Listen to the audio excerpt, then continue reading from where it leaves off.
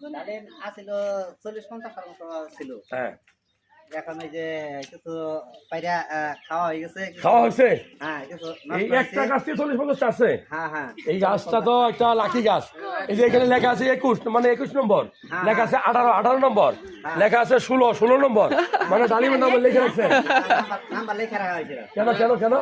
এমনি এই যে আমার এক মেয়ে আছে, হ্যাঁ, উনি আর কি পড়াশোনা করে লিখে রাখছে। মাদ্রাসায় পড়াশোনা করে। এটা 2 নম্বর, যেটা পাকতেছে দেখা যায় 2 নম্বর।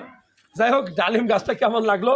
এই ডালিমটা আপনি কেমন খাবেন? ডালিম বা আনার যাই বলেন, আমরা খেতে বলি। এটা যাদের শরীরে রক্তশূন্যতা রোগ আছে তারা কিন্তু এই ডালিম খাবেন।